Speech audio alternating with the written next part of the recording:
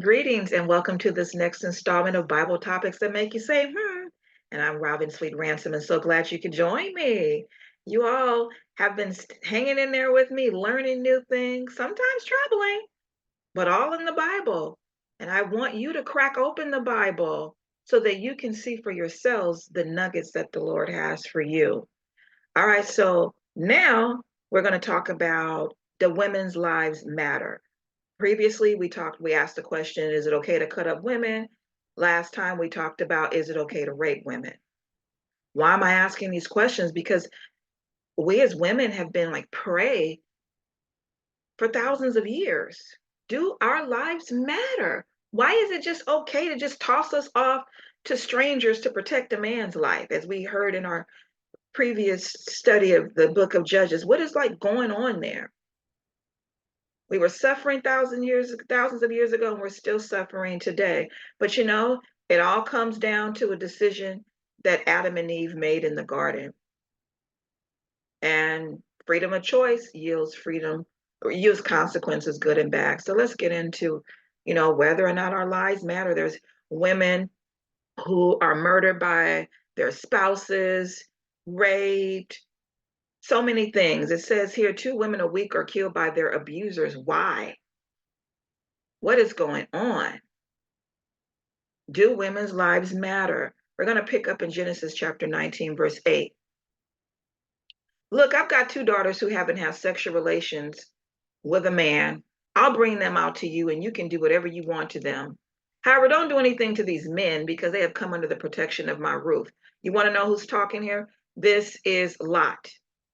As I mentioned to before, when in my lesson on is it okay to cut up women, Lot felt it was important to protect his guests. So when these perverted homosexual men came banging on his door asking to have sex with the men who came, who they didn't know were angels, he said, no, but you can have my 2 daughters. And they were engaged to be married, but you can have relations with them. Do whatever you want to them. And that's the same thing that happened in the situation in Judges. They said, do whatever you want to these women, but don't touch these men. Makes you think our lives don't matter. Going on, Judges 19, 23, 24, and 29, the owner of the house went out and said to them, no, don't do this evil, my brothers. After all, this man is coming to my house. Don't do this horrible thing. Here, let me bring out my virgin daughter and the man's concubine now. Use them and do whatever you want to them, but don't do this horrible thing to this defenseless man. No, do it to these defenseless women or girls. When he entered his house, he picked up a knife and cut his concubine into 12 pieces. So to catch you up, the concubine was raped to death. And when he got her home, he cut her up into pieces. He thought that was cool. That was a way to deal with that. Do women's lives matter? Let's back up to Genesis chapter 1, verse 27. Yes, our lives do matter. So God created man in his own image. In the image of God, he created him. Male and female, he created them. Not only was man made in God's image, but we as women are too. He holds us in high esteem. And it may not seem like it because he allows so many horrible things to happen, but it's not his fault that it happens. It's Adam and Eve's, Satan's, and everybody who has a free will to make a choice, and they make the wrong choices. In fact, women, we give birth. We keep the human race going, not without the help of men, but we carry them in our wombs. We're important. We are precious in God's sight. We imitate God in that we give life like he has. Genesis 27, 31 and 32. When the Lord saw that Leah was hated, he opened her womb. But Rachel was barren, and Leah conceived and bore a son, and she called his name Reuben, for she said, because the Lord has looked upon my affliction, for now my husband will love me. So I want you to go back in Genesis and catch yourself up in the story there. But Leah and Rachel were sisters. They married Jacob, and Leah was not loved by Jacob as he loved Rachel, because she was who he really wanted. And so Rachel couldn't have children. And so God saw to it that Leah could, with the hope that her husband would love her as well. So God cared about what mattered to Leah. Must be a devastating thing to be forced to marry a man, or he was forced to marry her and he didn't really want her, and he treated her as such. Let's go on to 1 Samuel chapter 1, verse 8, 10, 11, and so on. And Elkanah, her husband, said to her, Hannah, why do you weep? And why do you not eat? And why is your heart sad?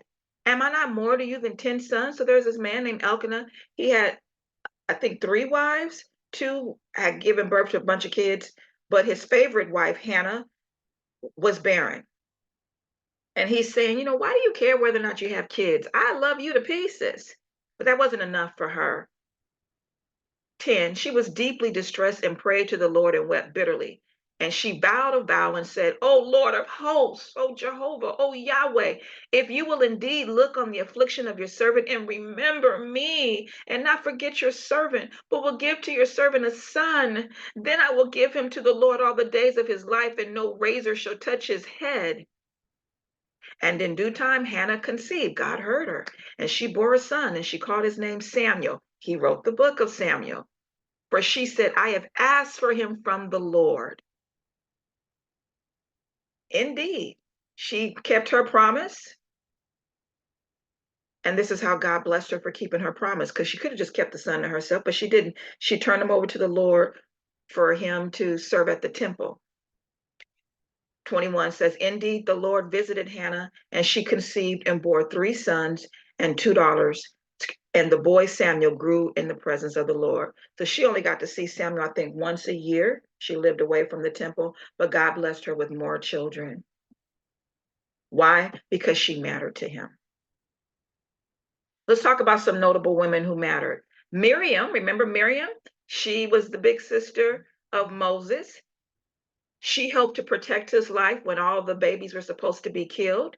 And she also helped to free the Israelites, Exodus 2, chapter 2, and as well as chapter 15. Then there was a prostitute named Rahab who courageously protected the Israelites before God destroyed Jericho. And she lived in Jericho.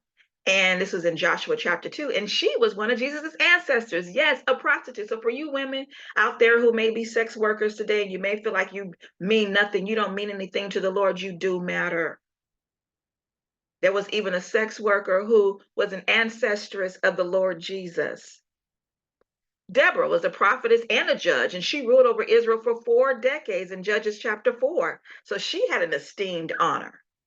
And she was working with this man, a soldier named Barak, I think it was, and he was nervous and just about this war he was in, and he said, I need you to go with me in order for me to be successful in this battle. She said, okay, I'll go with you, but you won't be the one to kill their main soldier, captain, or whatever. It'll be a woman.